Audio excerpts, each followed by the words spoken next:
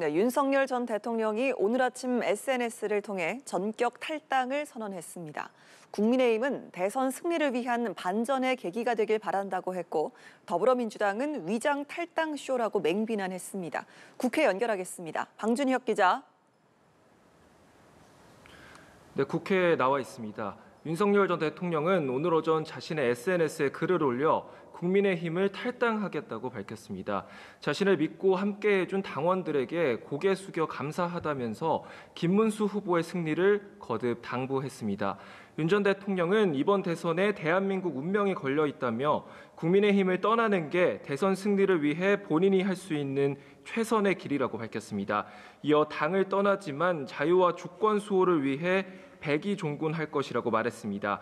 앞서 국민의힘 내부에서 윤 전 대통령 탈당을 놓고 잡음이 이어졌는데 1차 대선 후보 TV토론을 앞두고 윤 전 대통령이 결단을 내린 걸로 풀이됩니다. 국민의힘은 대선 승리의 반전의 계기가 되길 기대한다고 밝혔고요. 김 후보 역시 윤 전 대통령의 뜻을 잘 받아들여 당이 더 단합하고 혁신하겠다 했습니다. 반면 민주당은 반성과 사과는 찾아볼 수 없는 위장 탈당 쇼라면서 김문수 후보가 극우 내란 후보임을 스스로 입증했다고 강하게 비판했습니다. 네, 대선 주자들 행보도 살펴보겠습니다. 5.18 민주화운동 기념일을 하루 앞두고 더불어민주당 이재명 후보와 국민의힘 김문수 후보가 나란히 광주를 찾았는데요. 이재명 후보 행보부터 짚어주시죠. 네, 광주를 찾은 더불어민주당 이재명 후보 5.18 민주묘지를 참배한 뒤 5월 광주 정신으로 빛의 혁명을 완수하겠다고 밝혔습니다. 이어 김대중 컨벤션센터 광장에서 집중 유세를 이어갔는데요. 이 후보는 민주화운동 당시 본인도 가짜뉴스에 속아 국가폭력 희생자들을 비난했다며 이후 광주 정신을 이어받아 삶의 방향을 바꾸고 다시 태어났다고 말했습니다. 그러면서 위대한 광주 정신이 자신의 사회적 어머니라면서 광주 시민들에게 감사를 표했습니다. 앞선 나주 유세에선 윤석열 정부가 거부권을 행사한 양곡관리법 개정안을 언급하며 농업을 전략 안보 산업으로 인정하고 적극 지원하겠다고 약속했습니다.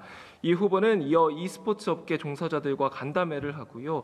마지막 일정으론 광주 금남로에서 열리는 5.18 전야제에 참석해 시민들과 함께 광주 정신을 기릴 예정입니다. 네, 국민의힘 김문수 후보도 광주 정신을 강조했습니다. 이 내용도 전해주시죠. 네, 국민의힘 김문수 후보 공식 선거운동이 개시된 뒤로 처음으로 광주를 찾았습니다. 마찬가지로 5.18 민주묘지를 참배했는데요. 박관현 열사 묘역 앞에 잠시 머물면서 박 열사가 숨진 뒤 해당 감방에서 수감 생활을 했다며 광주교도소 수감 당시 일화를 언급하기도 했습니다. 현장 선대위 회의에선 민주당 이재명 후보를 겨냥해 5.18 영령들의 희생은 부패하고 독재하는 그런 정치가 아니라 똑바른 정치를 하라는 명령이라고 생각한다고 강조했습니다.